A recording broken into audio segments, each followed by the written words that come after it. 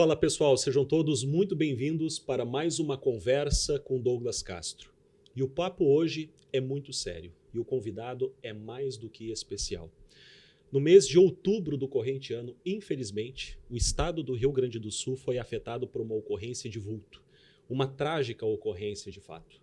Um atirador acabou gerando inúmeras vítimas, pessoas que foram feridas e pessoas que foram inclusive mortas. Entre essas pessoas, policiais militares que acabaram tombando em combate durante uma ocorrência que ocorreu em Novo Hamburgo no dia 23 do mês de outubro. E para falar mais especificamente sobre essa ocorrência e sobre os desdobramentos dessa ocorrência, é que eu trouxe aqui aquela que eu considero a maior autoridade para falar sobre este assunto. É com muita honra, com muito prazer, que tenho aqui a oportunidade de entrevistar o Tenente Coronel Alexandro Famoso, que é o comandante do 3º Batalhão de Polícia Militar do município de Novo Hamburgo. Muito obrigado, comandante, pela tua presença. Seja bem-vindo. O prazer é todo meu. É um momento que nós podemos aproveitar para falar um pouquinho do que aconteceu, o cenário que nós encontramos lá naquele dia, como que a guarnição, a primeira guarnição que chegou no local, com o que ela se deparou, né? Porque durante aquele atendimento ali, mesmo durante o atendimento, a ocorrência e posterior, a gente acabou vendo alguns comentários, algumas posições, né? Sim. Inclusive de ditos especialistas, né? E só que a todo momento nós trabalhamos com as informações que nós tínhamos no momento, né? Então é importante também esse espaço para que a gente consiga trazer para o público, né, o que aconteceu e explicar a conduta da brigada naquele momento. Perfeito. Até para fins de justificação do motivo pelo qual nós estamos abordando novamente este tema, falando sobre esta ocorrência, porque de fato, como estávamos conversando agora há pouco, é uma ocorrência totalmente atípica. Tive a oportunidade, recentemente, de entrevistar aqui o comandante-geral da Brigada Militar, o coronel Cláudio Feoli, e ele acabou fazendo alguns comentários a respeito ali da repercussão que houve por ocasião da intervenção da Brigada Militar nessa ocorrência. Então, é uma ocorrência de vulto. É muito grave o que aconteceu, como eu disse logo no início, foi algo extremamente trágico e que certamente vai servir como um case a ser estudado não só pelos órgãos militares aqui do Rio Grande do Sul, mas pelas polícias militares de outros estados Brasil afora. Mas antes de tudo, coronel, então gostaria, para aqueles que ainda não conhecem o senhor, que o senhor se apresentasse. Desde quanto tempo o senhor exerce aí a atividade policial e como foi que o senhor chegou aí até o comando do 3º Batalhão de Polícia Militar do município de Novo Hamburgo? Bom, eu entrei na brigada em 1998, é a última turma com ensino médio, né, através de um vestibular na URGS, na época até bem concorrido. E logo depois, então, da nossa turma, já começaram a ingressar as turmas com bacharéis em Direito. E depois de me formar no ano de 2000, fui trabalhar na região da Serra. Trabalhei um período ali na região de Caxias, Bento Gonçalves, Vacaria, né? E onde eu tive a oportunidade de fazer, então, alguns cursos de especialização, tanto na área de inteligência policial, quanto na área de instrução de tiro policial também. Nesse mesmo período também fiz um curso que me ajudou muito, que é um curso de gerenciamento de crise, junto à época do Batalhão de Operações Especiais. E posterior, eu fui trabalhar no Presídio Central, 4 anos como chefe de segurança do Presídio Central, que é uma experiência também para a carreira fantástica. Fui questionado muito tempo, né, se era o papel da Polícia Militar estar administrando um presídio. E a despeito de qualquer opinião de ser correto ou não, só tenho a dizer que a brigada recebeu a missão e cumpriu, né, até o momento que não se fez mais necessário. Muito bem, diga-se de passagem. E foi uma experiência de vida lá que agregou muito também para meu aspecto profissional.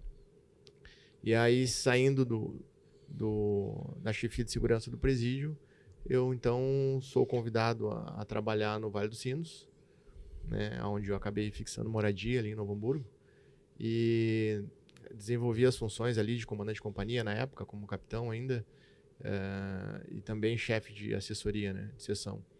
Depois tive a oportunidade de ficar 4 anos também no setor de inteligência do Comando Regional, onde tivemos a oportunidade também de desenvolver algumas operações, principalmente em conjunto com o Ministério Público. E quando o Coronel Douglas, né, nosso comandante-geral, passou pelo Vale dos Sinos como comandante regional, ele, um pouquinho antes dele sair para assumir o subcomando, me convidou para ser o subcomandante do batalhão, do 3º Batalhão. Então eu retorno para o batalhão e desempenho ali a função de subcomandante aproximadamente 1 ano e meio. E aí sou promovido a tenente-coronel e assumo o comando do batalhão. Então.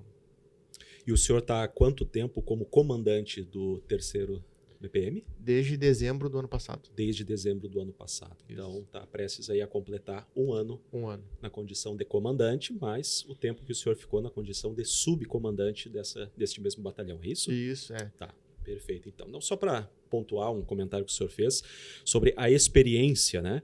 Pode-se discutir, de fato, se é ou não dever da polícia militar assumir ali o cuidado de um presídio, mas o fato é que quando surgiu a necessidade, a polícia militar não se furtou, se fez presente e cumpriu a missão e muito bem.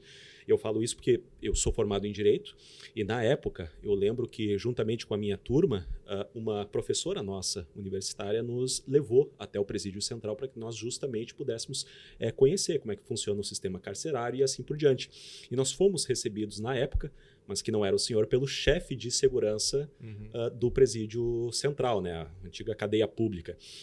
E foi falado exatamente isso, o histórico desde o momento que a Brigada Militar assumiu o comando ou o cuidado do presídio e como que era realizada ou como que era essa interação com os presos, com os policiais. Uma relação, diga-se de passagem, de respeito que havia, ou seja, eles de fato respeitavam os brigadianos, respeitavam a farda e, ao que tudo indica, fluiu bem durante todo esse tempo, né? Então, de fato, como o senhor disse, a missão foi dada e a missão foi cumprida e bem cumprida, diga-se de passagem. Mas, coronel, até estava comentando com o senhor que, geralmente, quando eu convido, eu acabo trazendo aqui um agente de segurança pública, né, especialmente um policial militar, um dos critérios é justamente o fato de que essa pessoa tenha se destacado de algum modo na sua área de atuação. Talvez em alguma ocorrência, por bravura, heroísmo, etc.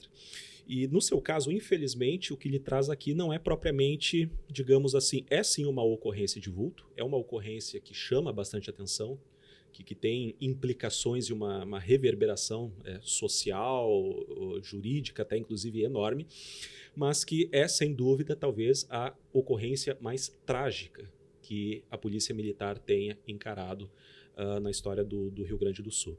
Então, o fato é que muita coisa tem sido falado, muita coisa tem sido dito sobre o que aconteceu e o que não aconteceu. Então, como o senhor foi na circunscrição do senhor, lá na área do 3º Batalhão de Polícia Militar em Novo Hamburgo, que tudo aconteceu, então eu gostaria de perguntar para o senhor que estava lá desde o início, o passo a passo, fazer aqui uma espécie de anatomia dessa ocorrência. Já que o senhor é a maior autoridade sobre esse assunto, por estar lá desde o início, o que o senhor pode falar? Afinal de contas, o que de fato aconteceu naquela fatídica noite do dia 23 de outubro do corrente ano? Bom, naquele dia eu vou contar da minha visão sobre a ocorrência. Okay. Tá? Eu estava em casa por volta de 23 horas da noite e recebi o telefonema da tenente que estava de oficial de serviço. E quando ela me liga, eu já começo, antes mesmo dela falar, eu já começo a escutar os disparos ao fundo. E aí ela, num tom assim bem elevado, ela diz assim: coronel, estão efetuando os disparos aqui próximo ao quartel e já temos 2 colegas feridos. E aí eu falei para ela, né, me situa o que está acontecendo, aonde que é, e ela falou assim: não, é aqui próximo ao quartel. E aí eu vi que ela estava envolvida com a situação, não tinha como me passar mais informações. A primeira ideia que veio à minha mente foi a possibilidade de estar ocorrendo um assalto a banco no município, no estilo de tomada de cidade, alguma coisa nesse sentido, né? Sim. O famoso novo cangaço, né? Que tem sido Isso, falado. nós temos a questão do novo cangaço durante o dia, né, com o cordão humano e tal, e nós temos a tomada de cidade, que normalmente acontece à noite. Ah, ok. Tem essa distinção, então. Isso, e acontece à noite, e os delinquentes, eles acabam tentando, um grupo deles vai em direção ao estabelecimento bancário, e um grupo vai até as forças de segurança para tentar neutralizá-los, qualquer tipo de reação. Então, como nós fomos o primeiro município no estado a fazer o treinamento simulado do nosso plano de defesa de cidade, eu estava com ele muito na mente ainda, né? E quando ela me liga falando dos disparos no quartel, eu pensei, o quartel está sendo atacado, na hora. Mas na hora já comecei a deslocar o quartel, e liguei para nossa sala de operações, hoje Copom, né? E para ver se me atenderam, e aí eu perguntei o que estava acontecendo. Aí a operadora, a policial, ela era a mesma que tinha recebido a ligação dos pais do atirador, né? E dela me reporta, então. Nós locamos uma viatura para atendimento de uma ocorrência de desentendimento familiar, e essa ocorrência, na nossa realidade de Novo Hamburgo, ela predomina cerca de 60% a 70% dos atendimentos. Desentendimento familiar. Ou a maioria dos nossos chamados no telefone 190 são desentendimento familiar ou perturbação do sossego. Sim. A grande maioria são esses dois tipos de ocorrência. Então ela começou a me relatar que os pais do atirador teriam ligado para lá, reclamando que ele não estava deixando eles sair de casa, que ele não trabalhava, né, já tinha 45 anos de idade. Era uma queixa assim, dos pais em relação ao filho, né? E que teriam despachado uma viatura para atendimento dessa ocorrência. Então eu desloquei ao quartel, né, me equipei e, enquanto isso, escutando os disparos. Porque eu cheguei na ocorrência por volta das 23h30, né, e o BOP e o batalhão de choque já haviam sido acionados, porque quando eu me inteirei da situação, a primeira coisa que eu fiz foi ligar para o comandante regional, né, e pedir já o acionamento de apoio para atendimento da ocorrência. Então eles já estavam acionados, mas não tinham chegado no local. E me equipei, desloquei então pro local da ocorrência. E aí eu cheguei e me deparei com aquele cenário à noite, né? Então muitos ambientes assim com baixa luminosidade e vários policiais que deslocaram em apoio, né? Pessoal da Guarda Municipal, inclusive de cidades vizinhas, estavam no local, né? Muitos policiais sem a farda, somente com o colete ali de identificação. Então eu chego por um ponto da ocorrência e verifico aquela situação ali, aquele cenário. Até então eles não estava totalmente organizado, né? E tentei me inteirar aonde era a residência, o que já teria acontecido, onde estavam os colegas que teriam sido feridos, né? E passei então a organizar aquele primeiro cenário ali, né? Afastar mais os policiais então do perímetro de atuação do atirador, né? Tentar identificar qual que era a residência onde ele se encontrava, né? Naquela oportunidade ali, o nosso pessoal lá do 3º Batalhão da Força Tática, que é o nosso efetivo de segundo recobrimento, que nós chamamos, né, que faz o primeiro enfrentamento de choque na nossa cidade, né? Eles já haviam tentado aproximar da residência com escudos balísticos para tentar resgatar os policiais e o guarda municipal que estava ferido, e o irmão também, né, do atirador. E não conseguiram, né, chegar muito próximo ali. Então nós passamos a fazer a organização daquele cenário, organizar também, eu pedi, né, o acionamento de ambulância do SAMU, pedi acionamento de um caminhão do Corpo de Bombeiros, E começamos então a estabelecer no terreno. Nesse meio tempo, chega o Batalhão de Operações Especiais com o Tenente Coronel Santos Rocha, só que ele chegou pelo lado oposto de onde eu estava. E eu não tive esse primeiro contato, eu não consegui conversar com ele. E eles chegam, já tentam fazer a intervenção e resgatar os primeiros feridos, aonde dá o confronto e acabam ferindo então o comandante do BOP e mais um soldado, né? Nós tínhamos outros policiais também na parte de cima da rua, lá na quadra, aonde com a chegada do BOP eles conseguem então fazer os resgates, né, das pessoas que estavam ali, do guarda municipal que estava ferido, do irmão do atirador que estava também ferido no local, né? O resgate depois também conseguimos fazer da sargento, que sofreu um disparo no ombro, né? Então, com a chegada do BOP, facilita a atuação para a retirada dos feridos do cenário, né? Mas o que é a guarnição, quando chega no local depois, né, quando eu fui me inteirando do que teria ocorrido, e até aquele momento ali, são muitas informações, né? E nós tivemos a oportunidade também de fazer, o ano passado, um curso no BOP sobre a intervenção com atirador ativo, né? Então, também um curso muito importante, né? E nós tivemos a oportunidade de treinar um pouco o nosso efetivo também. São várias formas de atuação em ambientes diferentes, né? Então,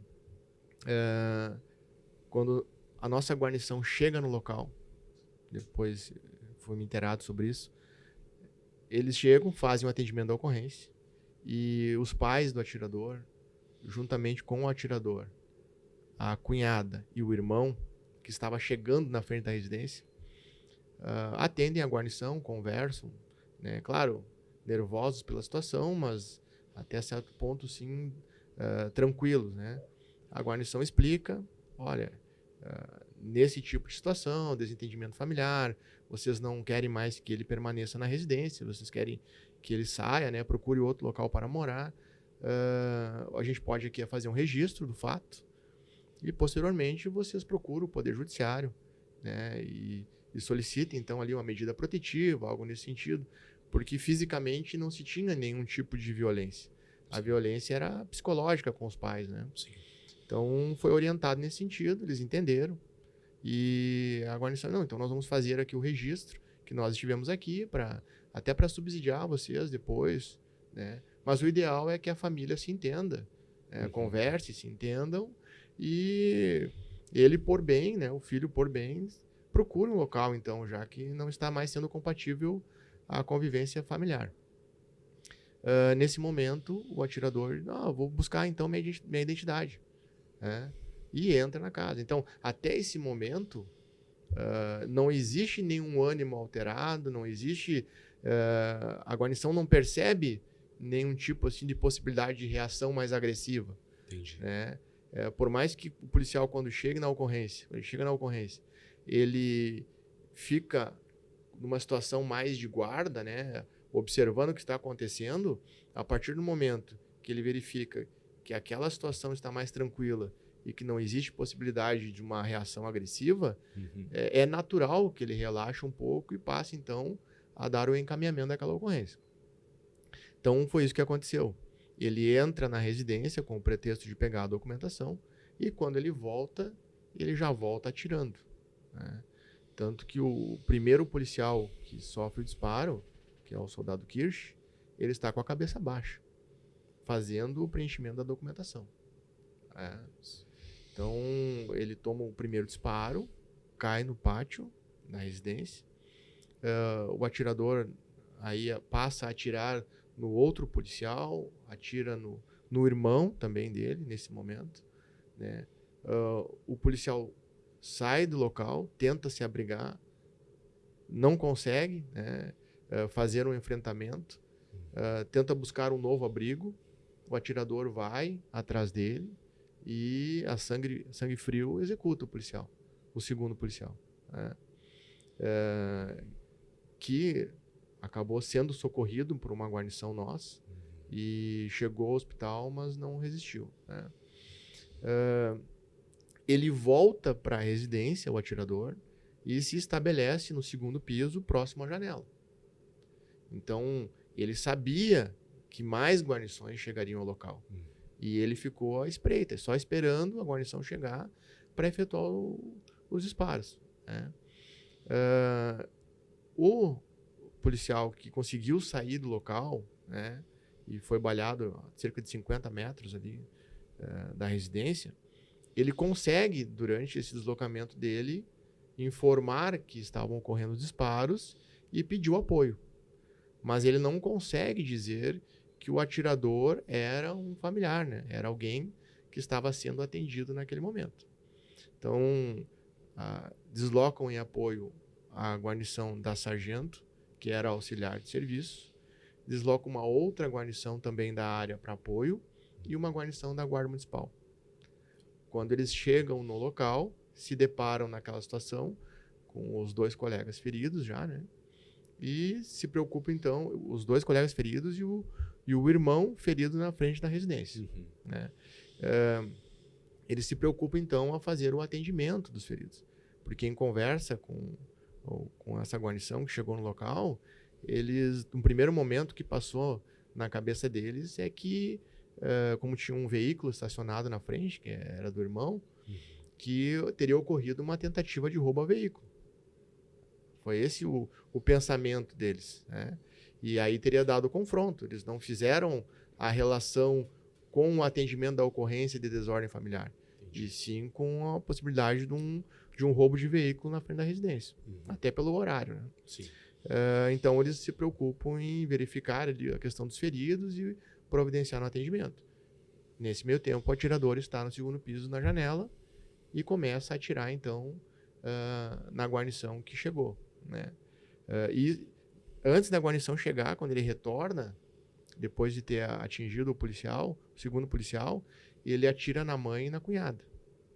E aí deixa o irmão do lado de fora da casa, próxima entre a calçada e a rua, e leva para a garagem o pai, a mãe e a cunhada. E deixa na garagem da residência, dos 3 feridos. Então ele espera as guarnições chegar e começa a atirar nas guarnições. Ele atinge a sargento no ombro, atinge o motorista dela no pé, próximo ao tornozelo, e a segunda guarnição que chegou no local, um dos policiais, ele acerta 6 vezes no policial. Claro, ele estava todos de colete, né? Sim. Mas alguns disparos atingiram a região lombar e outro disparo atingiu a região da cabeça. Então, esse policial cai, né? O quarto policial consegue se abrigar atrás da nossa viatura, que as nossas viaturas, na sua grande maioria, são semi-blindadas. Ele consegue, então, pular por cima da viatura e se abrigar, né? Mas não tem visão do atirador. A todo momento que ele tenta se movimentar para identificar onde está o atirador efetua disparos nele. Então, ele fica num local atrás da viatura sem visão da residência. Ele não consegue, né, ter visão, mas mesmo assim ele efetua os disparos em direção ao agressor, onde os disparos estavam vindo, né, sem ele conseguir identificar ou conseguir visualizar de forma mais clara aonde ele estava. Até preocupado em tentar socorrer os demais colegas que estavam feridos. Nesse momento, o guarda municipal, quando desce da viatura para apoiar, também é alvejado. Recebe 5 disparos, o guarda municipal, né, e cai. O colega dele consegue, então, se abrigar, né, e aí começa o confronto. Os policiais que têm condições, inclusive o soldado Farias, que é o que nós tivemos a oportunidade de recebê-lo saindo do hospital, né, o último policial que saiu do hospital. O Farias, ele efetua disparos em direção ao agressor e desmaia. Daqui a pouco ele se recobra e efetua mais alguns disparos. Então, ele permanece em confronto, né, mesmo não tendo muitas condições ali, perdendo sangue e tal. E nesse momento, então, nós já temos algumas guarnições nós, né, tem um capitão Luiz que chega no local da ocorrência e começa a dar os primeiros atendimentos, consegue retirar o guarda municipal que nesse primeiro momento não se verificou, né? Ele disse que não visualizou que ele estava ferido, porque um dos procedimentos que nós temos, né, nesse tipo de socorro, né, é justamente chamar o policial para ver se ele está em condições, se ele está consciente, se ele não está. Claro. Se ele tem torniquete, ele mesmo se aplica o torniquete, né? Então, o Capitão Luiz chama o guarda municipal e ele vem caminhando em direção ao Capitão Luiz. Chegou no local, o Luiz faz a primeira vistoria para ver se ele está ferido, então ele percebe que ele está ferido, entrega para uma viatura e a viatura conduz o colega da guarda municipal até o hospital. Conseguimos retirar, então, com a chegada do BOP, o irmão do atirador, né, também é resgatado e conduzido ao hospital. Se consegue, então, resgatar o soldado Farias e a sargento Josiane e o motorista dela, que é o soldado Gai. Os que estavam do lado de fora da casa são todos resgatados nesse momento, após a chegada do BOP. Então, com a chegada do BOP, eles assumem o perímetro primário ali, né, de atendimento da ocorrência. Passa a ser de atendimento deles. Logo em seguida chega o efetivo do batalhão de choque, com o tenente-coronel Martinelli, que acompanhava junto, que é o comandante do batalhão. Chega e assume então o isolamento desse primeiro perímetro para que o BOP consiga desenvolver as suas atividades de forma tranquila. E o efetivo do 3º batalhão, então, eu determino o recolhimento de todos que estavam de folga, né, que não estavam escalados de serviço. Eu determino o recolhimento deles para quartel, aonde eu determinei que um capitão fosse lá e já fizesse o controle e a participação de cada um naquela ocorrência, né? E até para saber quantos disparos cada um teria efetuado. Né? As guarnições de serviço que estavam no local, então nós estabelecemos como um isolamento para não permitir que outros veículos acessem aquele ambiente. No primeiro momento ainda, né, o próprio Capitão Luiz ele já providencia também para os moradores próximos daquela residência, para que eles também já são avisados e alguns conseguem sair do ambiente. Sim. Porque até então, e é bom deixar claro isso, né, nós não sabíamos se era somente um atirador. Nós não sabíamos qual era a intenção dele, por que ele estava fazendo aquilo. E então, quando a gente consegue fazer a extração dos primeiros feridos, né, nós não sabíamos também quantas pessoas estavam dentro da residência. Né? Não sabíamos que era o pai, a mãe e a cunhada que estavam lá dentro. Então, nós sabíamos que existiam mais pessoas na casa, mas não sabíamos se era só um atirador, se eram dois, qual era a intenção, né, o porquê que estava acontecendo aquilo. Então, eu consigo me deslocar então, até o tenente-coronel Santos Rocha, junto com o tenente-coronel Martinelli, e ali a gente passa a conversar e ver a melhor forma de possibilitar que o BOP atue. Sim. Então, a gente consegue um contato com a irmã do atirador por telefone, onde ela conseguia conversar com a cunhada dentro da residência. E ela passava informações, então, para nós. É claro que nós tentamos cobrar um maior número de informações possíveis, mas ela estava ferida dentro de casa. Né? Ela não tinha muitas condições também de nos repassar muitos detalhes, né? Claro. Mas a gente consegue ter algumas informações ali. Então, a partir desse momento, então, local isolado, chega para nós uma imagem, até que foi amplamente difundida, que o soldado está deitado no pátio da residência. Então, a gente começa a estabelecer um plano para retirar ele dali. Então, toda vez que nós chegamos para conversar ou tentar interagir com o atirador, em nenhum momento ele conversou conosco. Né? Nós chegamos lá, no momento de nós tentar falar com ele, ele já respondia com disparos. A todo momento ele efetuava disparos. Nenhuma possibilidade, nenhuma abertura para diálogo ou negociação. Nada. Né? Inclusive, em alguns momentos, ele jogava rojões em nós. Né? Então, essa era uma outra preocupação. Né? Ele tinha acesso a explosivos. Né? A perícia recolheu depois dentro da residência. Dentro da residência não estava com ele, mas ele tentou se desfazer de um saco contendo certa quantidade de pólvora, né?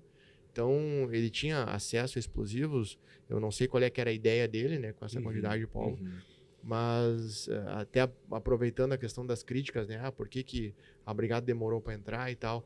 Então, foi-se pensado várias formas de terminar aquela ocorrência o mais cedo possível, né? Essa era a nossa ideia.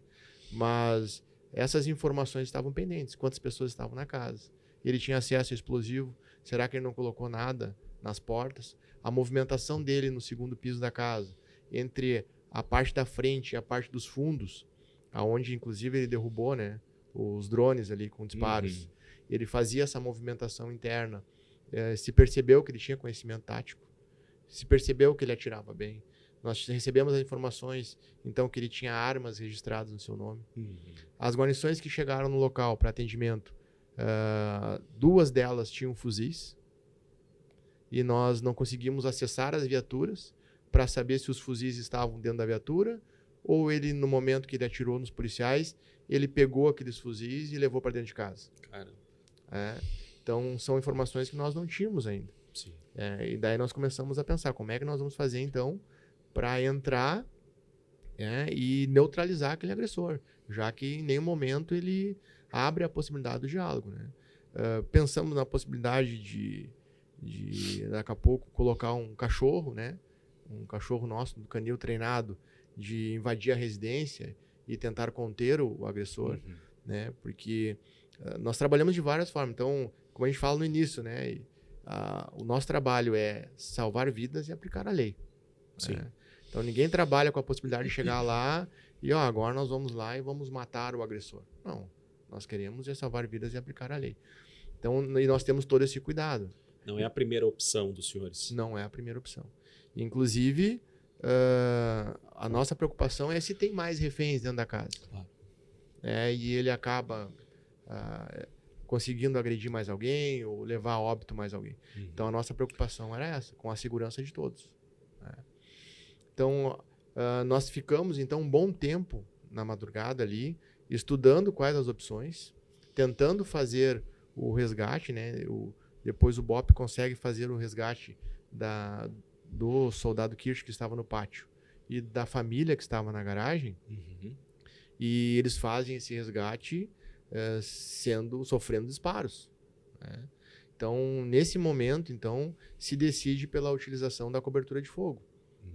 Né? No local onde o atirador aparecia na janela, colocava o braço para fora e efetuava disparos nos policiais. Então, nesses pontos onde ele aparecia, começamos a efetuar disparos ali, né? O BOP começou a efetuar disparos ali para possibilitar que uma célula do BOP com escudos balísticos tivesse acesso tanto ao soldado Kirsch quanto ao pai, a mãe e a cunhada. Então, são 3 momentos distintos onde a gente consegue fazer esse resgate. Né? O último resgate, inclusive, que é o da família, são quase 6 minutos de disparos consecutivos. Né? Tanto dos operadores do BOP atirando, quanto o agressor revidando disparos. Então, a partir do momento que a gente consegue fazer aquele resgate, nós ficamos com aquela questão. Em princípio, não tem mais ninguém dentro da casa. Em princípio, está só o atirador. Mas existe a possibilidade ainda do explosivo. Nós vamos invadir com a célula tática ali e se tem um explosivo, alguma coisa, sai um operador ferido. Né? Então, houve a opção também de colocar gás dentro da casa, o gás lacrimogêneo, para forçar a saída do atirador. Sim. Ele não sai de dentro da residência. Então, por fim, já na parte da manhã, a gente consegue, com o drone, né, com o 4º drone que estava à disposição, a gente consegue visualizar o atirador caído, né, na sala. E a partir dali o drone estabiliza e aí a célula, então, enquanto o drone está acompanhando a movimentação do atirador, né, para ver se ele vai permanecer caído, se não vai se movimentar, uma equipe do BOP, então, consegue acessar a residência, né, de forma segura e chegar até o atirador, e daí se verifica que ele havia entrado em óbito. Finalmente havia sido, então, neutralizado o atirador. Isso. Coronel, ao ouvir o relato que o senhor faz dessa ocorrência, é um relato extenso, até porque, de fato, é uma ocorrência ali que durou horas, houve um desenrolar, na medida que o tempo passava, ela ia evoluindo de tal forma assim que realmente só de ouvir já assusta. Então imagina aquelas pessoas que de fato, assim como o senhor lá estiveram, participaram desse verdadeiro terror durante toda aquela madrugada, desde o final da noite e início da madrugada do dia seguinte. Pelo que eu entendi, havia uma série de fatores que dificultavam uma atuação dos senhores. Um dos fatores, por exemplo, é ser uma área residencial e num horário que as pessoas estavam em casa. Ser à noite e essa falta de informação, principalmente. Né? Então, tudo isso dificultou. E talvez uma das coisas assim que tenha gerado também uma dificuldade é o fato de que, bom, obviamente não é a primeira vez que a polícia militar lida com um atirador ativo, mas, geralmente, um atirador ativo, ele tem, em primeiro lugar, um zelo pela própria vida dele. Tá? É um instinto animal, isso aí é natural de todo ser vivo. Mas ele geralmente ele tem uma motivação ou pelo menos uma razão pela qual ele está fazendo isso. No sentido de eu quero alguma coisa. Ali ele não abria qualquer possibilidade de diálogo ou de negociação, porque ele simplesmente não queria nada, pelo menos aparentemente. Ele não reivindicou nada, ele estava simplesmente começou a atirar contra os policiais e depois ficou revidando durante aquelas longas horas. Eu acho que é isso que torna essa ocorrência ainda mais, por assim dizer, sui generis, ou diferente de todas as demais. Porque como é que eu vou conseguir negociar com uma pessoa que não está aberta à negociação porque ela não está, de fato, reivindicando nada? Aí é que se entrou aquela especulação de que se ele tinha um histórico de esquizofrenia, se ele estava em surto. Claro, não somos psicólogos aqui, mas qual é a avaliação do senhor? Porque é óbvio, ele tinha posse de um armamento, farta munição, algum armamento ali, ao que tudo indica, estava legalizado, ele tinha uma posse no sentido legalizado, e também era um homem extremamente habilidoso. Tá? Mas, assim, pelo comportamento tático, pela forma como ele agiu, até mesmo em relação à família dele, ele era um atirador habilidoso, e tanto é que muitas das pessoas que foram alvejadas geralmente do ombro para cima, que são mais as partes vitais do corpo, né? Pegando aqui o tórax, cabeça e etc. Em relação à família, ele alvejou a família, mas pelo que eu entendi, essas pessoas ficaram algumas horas ali sofrendo, ou seja, ele não deu cabo de imediato, sendo que poderiam, essas pessoas estavam inermes diante dele, dessas pessoas, denotando o quê? Uma maldade, uma premeditação.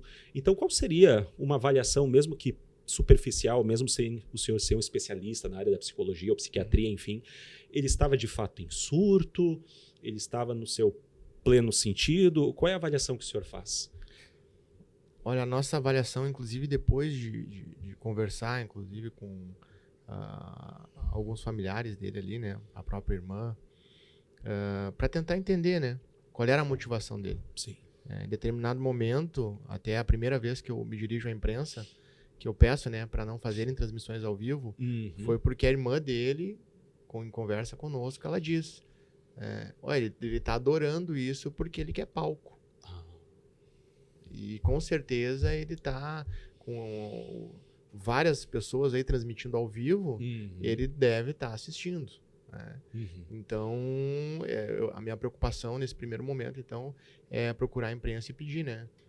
Cessem as transmissões, porque ele vai, inclusive, perceber a nossa movimentação externa. Sim. Né? Eu, inclusive, assisti o momento que o senhor se dirige ali às pessoas que estavam fazendo a cobertura e faz esse pedido, né? Para cessar e encerrar ali as transmissões.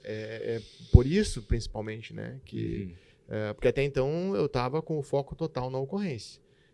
E aí, quando vem essa informação da irmã dele, dizendo, né? Olha, ele está acompanhando tudo porque ele quer palco. Então, eu vou ter que ir lá e pedir para a imprensa acessar, né, a transmissão ao vivo.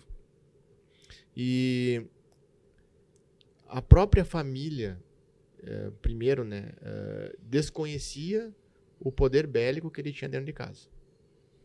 Às vezes eu comento isso com algumas pessoas, mas como pode a família não saber disso?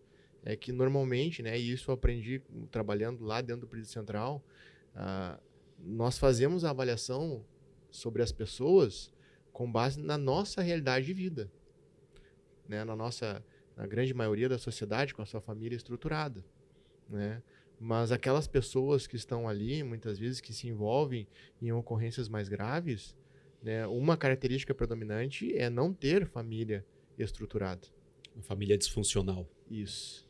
Então, não tem como eu pensar que aquela família lá, ela funcione como a minha aqui de casa, né?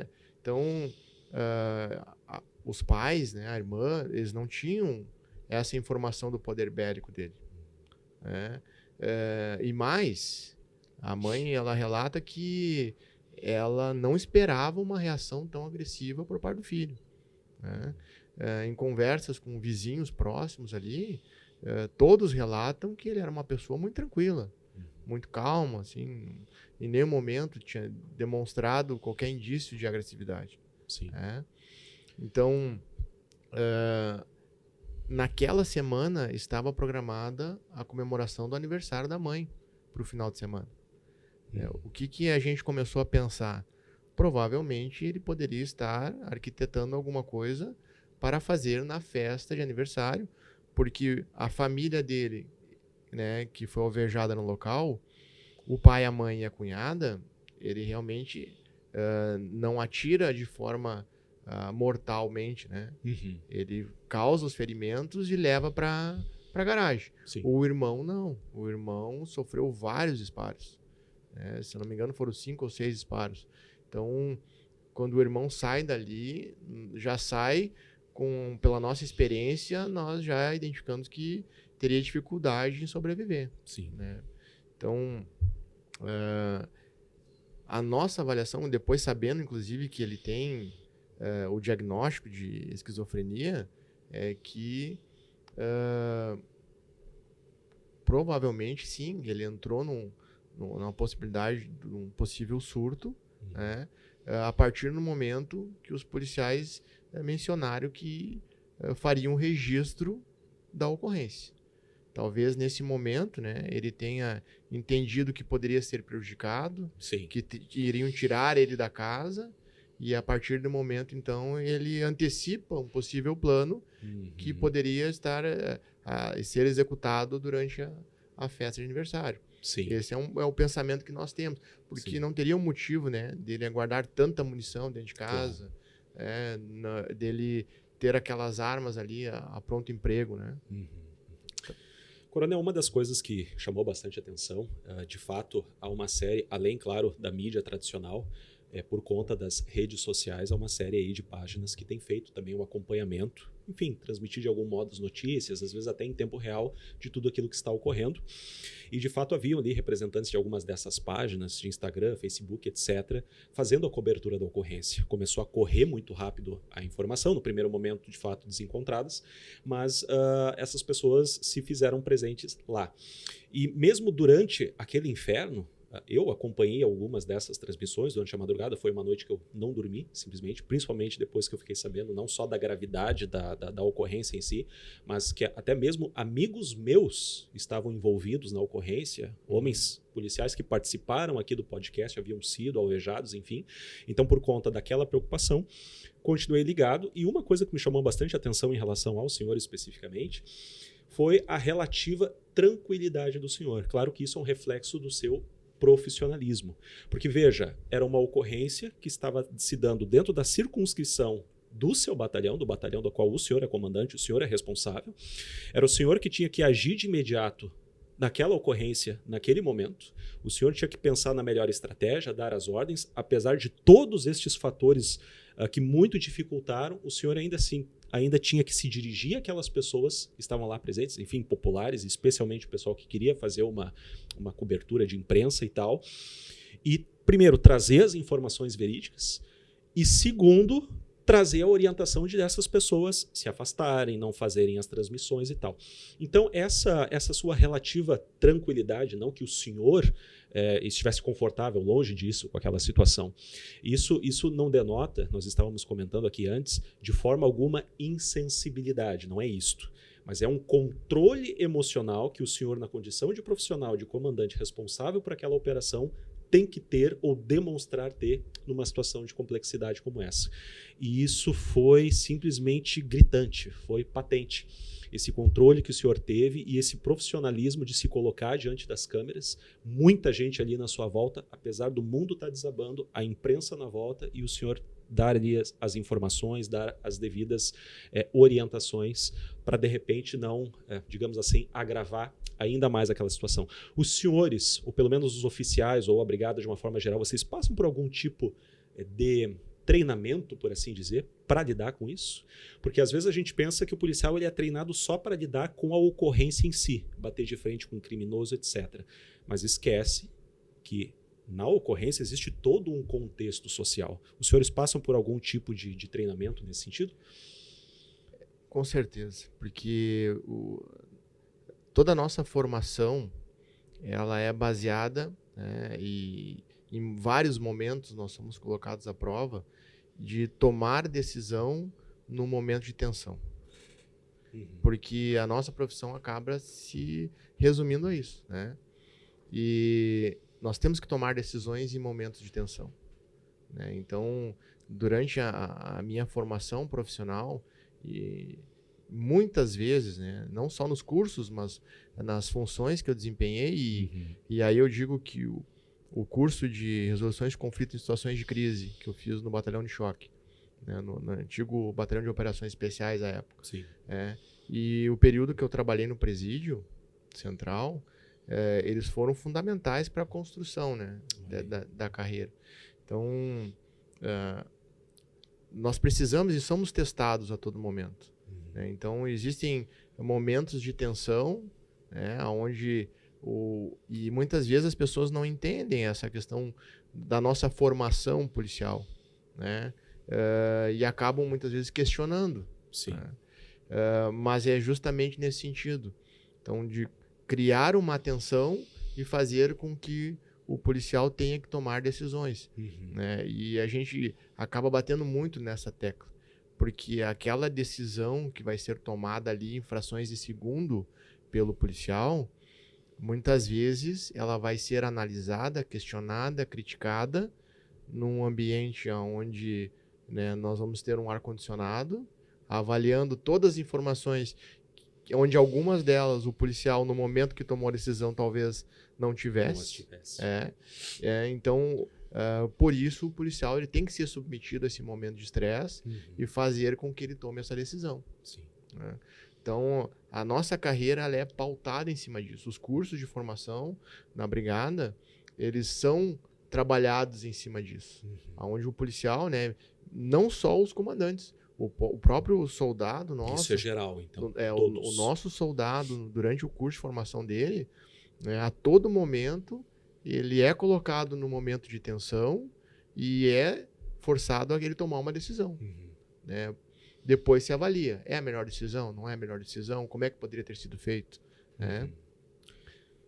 Coronel, eu agora falamos bastante a respeito da ocorrência, sobre o gerenciamento dessa ocorrência, a adoção da melhor estratégia, como lidar com uma situação atípica, altamente complexa, etc. Mas agora eu quero fazer uma pergunta mais pessoal, por assim dizer. Tá? Como é que é para o senhor, na condição de comandante de um batalhão, perder 2 policiais militares praticamente na mesma noite numa situação como essa? Qual é o sentimento? Eu acho não tenho certeza, né, que é um pior momento para um comandante, né, é enfrentar uma situação dessa. E por mais que no momento que eu me dirigi à imprensa e transparecesse toda aquela tranquilidade, né, por dentro, assim, Sim, a gente o senhor foi muito profissional ali, como deveria ser, a postura, até para poder passar essa tranquilidade para as demais pessoas. A nossa preocupação é essa, é não aumentar, né, a sensação de insegurança que, porventura, as pessoas estejam sofrendo, até pelas informações que estavam chegando absurdas sobre o que estaria acontecendo. Né?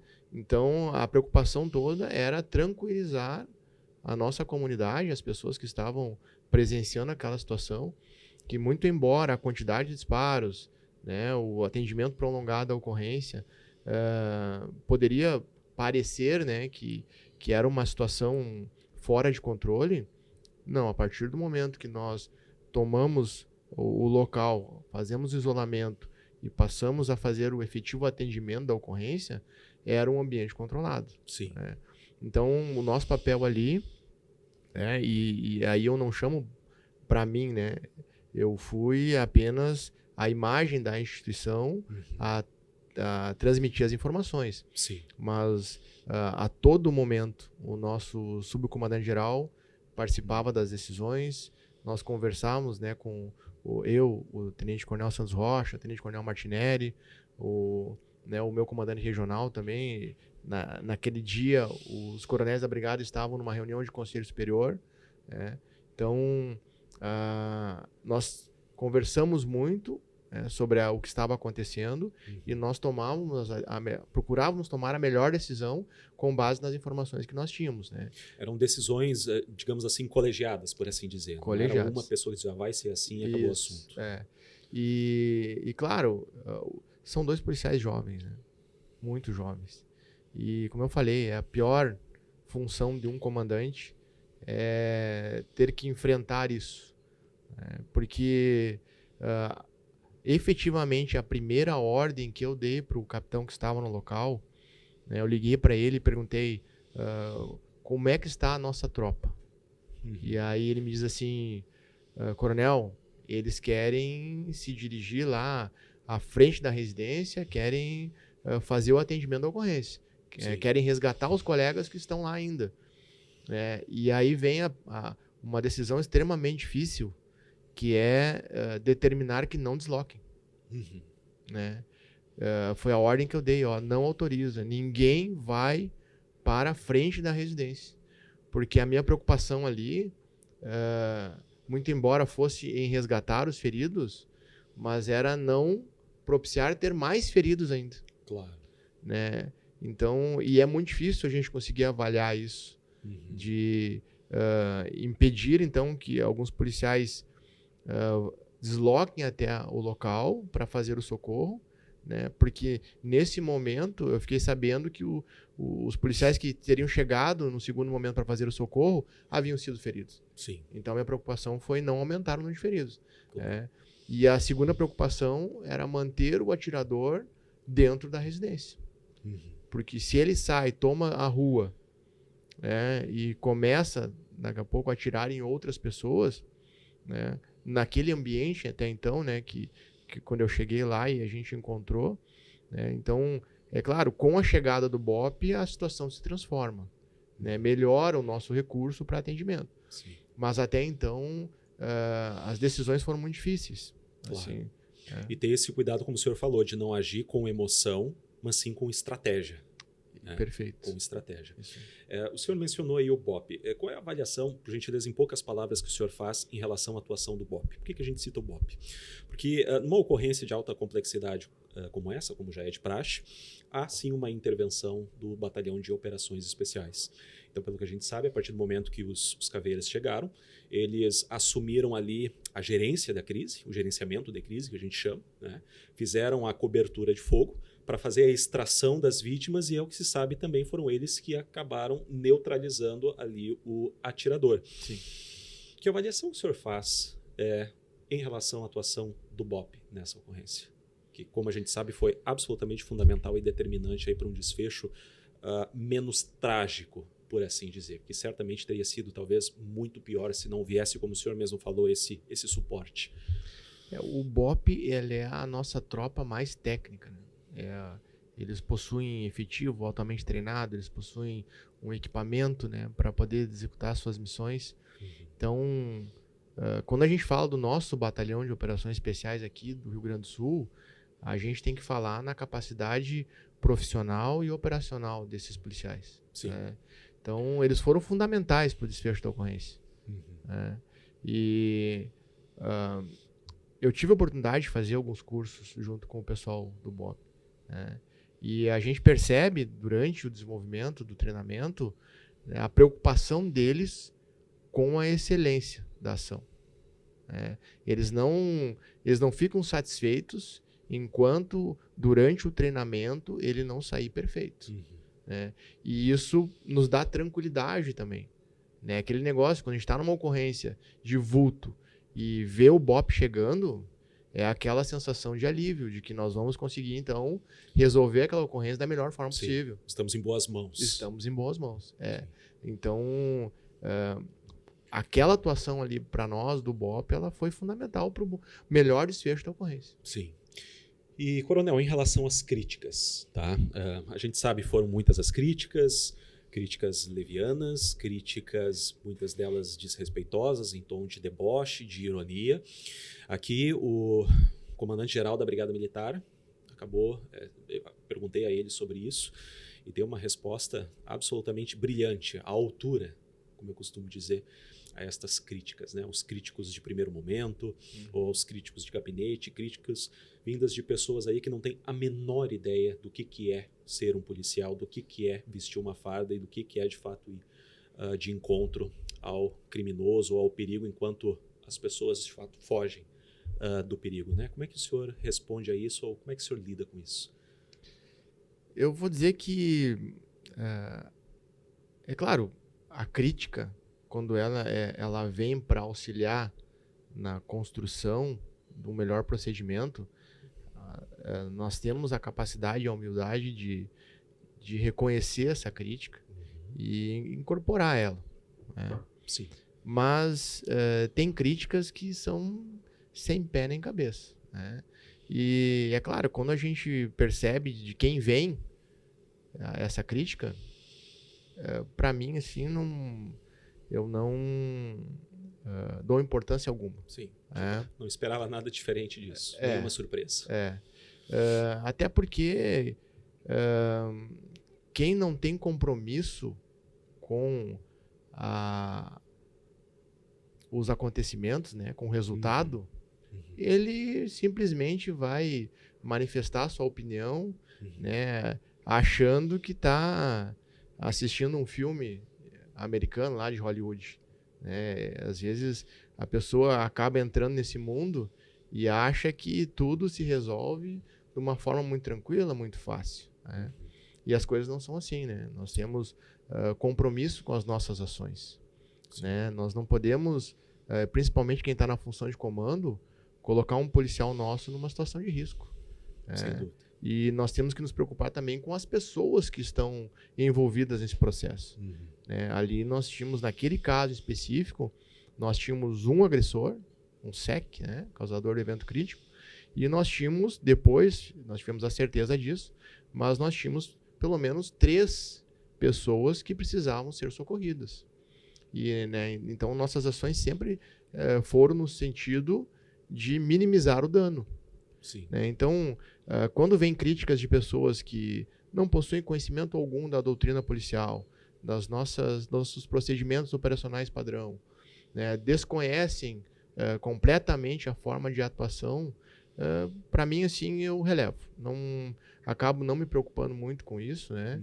E, claro, foi instaurada uma comissão interna para apuração do que aconteceu, né? Está se trabalhando, inclusive, para se verificar o atendimento e, com certeza, nós teremos novos procedimentos para que situações como essa, né, os danos sejam minimizados, como eu falei, né? Essa é a nossa preocupação.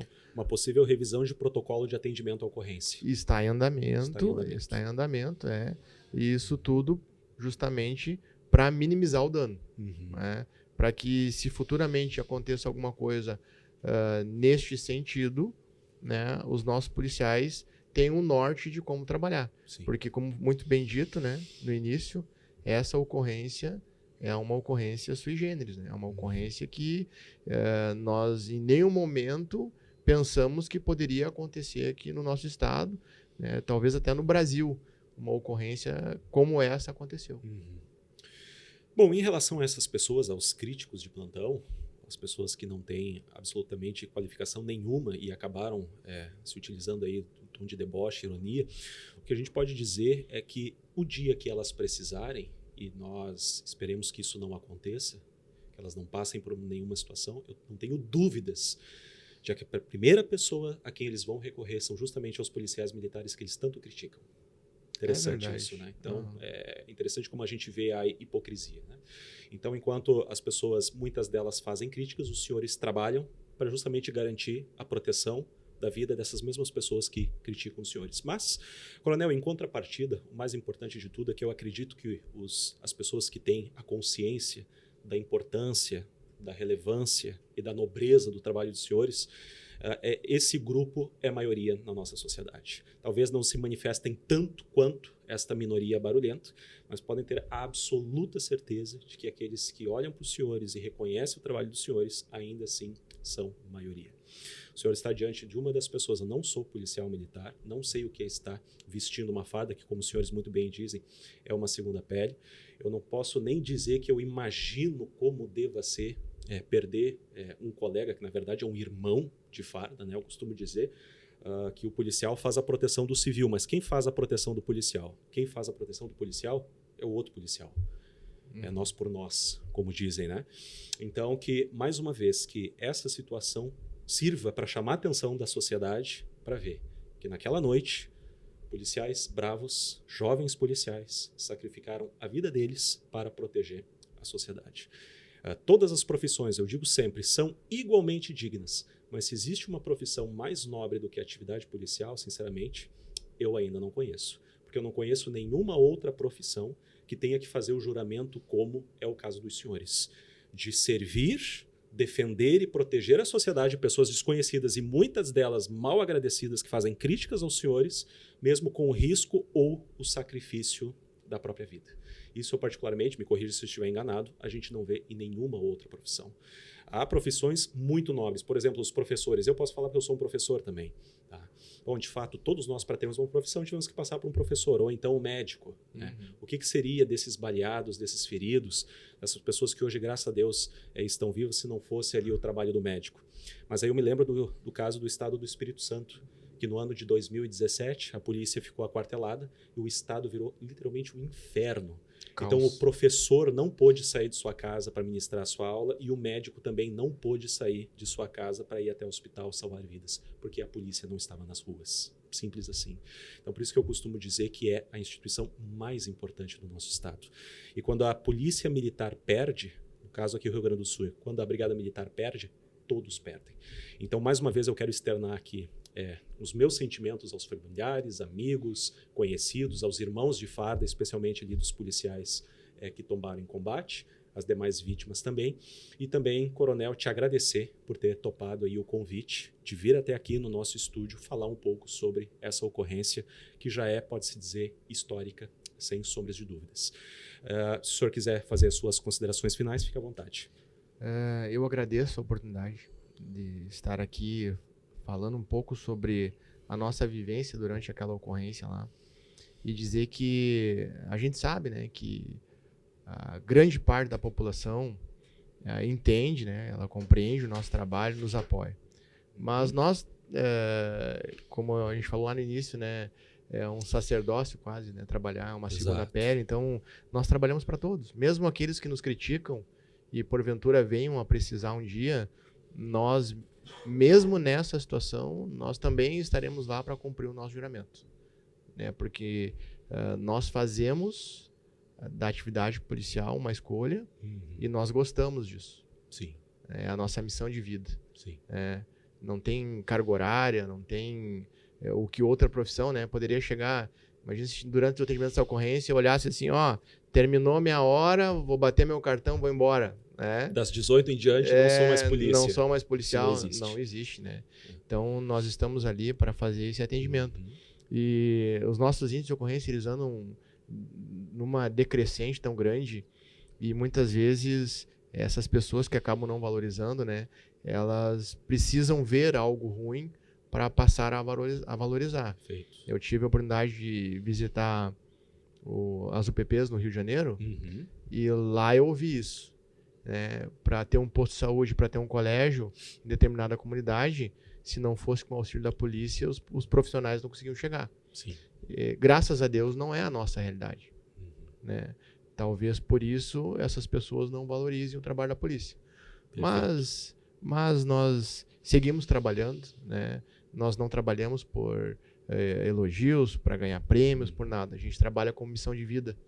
Então, excelente. Para dizer para a comunidade que pode sempre contar com a Brigada Militar, que nós estamos 24 horas por dia preservando e trabalhando pela segurança da comunidade. Perfeito. Bom, eu acredito que isso não vai acontecer, mas mesmo que um dia, num futuro hipotético, aconteça de os críticos, os mal agradecidos se tornem maioria, ou talvez virem as costas e ignorem por completo a atividade policial, os senhores não tenham a menor sombra de dúvida de que o sacrifício do bom trabalho dos senhores, mesmo que ninguém os veja, mesmo que ninguém os reconheça, brilha como uma joia diante de Deus, que é a quem, em última instância, os senhores estão submetidos e estão prestando aí o serviço. E como de praxe, para que o meu agradecimento não fique só em palavras, eu quero deixar aqui para o senhor uma caneca aqui do podcast, também de um dos nossos patrocinadores aqui do canal, o Papa Mike Canecas e Personalizados. Caneca personalizada aí com o nome do senhor. Pode tirar do plástico e mostrar para essa câmera da frente. Olha aí, ó. Olha aí. Alexandre Famoso. Isso. Tá bom? Tá bom. Muito obrigado. Então tá. E eu quero aproveitar também, né? O nosso batalhão é um batalhão que tem mais de 100 anos. Então eu quero fazer a entrega aqui de uma revista, né? Deixar bacana. Como lembrança. Uma revista do nosso batalhão, conta um pouquinho da nossa história, da nossa estrutura, dos trabalhos que são desenvolvidos lá. Deixa eu mostrar a revista aqui, ó. Desde 3º BPM, 3º Batalhão de Polícia Militar, desde 1893. Isso dá quantos anos? 130 anos. 130 anos de existência de um dos batalhões mais antigos do estado do Rio Grande do Sul, é isso? Isso. Agora, em 2024, nós fizemos 131 anos, né? 131 anos. Isso. Muito obrigado, Coronel. Mais uma vez te agradeço pela presença. E a você que nos acompanhou até aqui, muito obrigado pela tua audiência. E até a próxima conversa com Douglas Castro, se Deus quiser.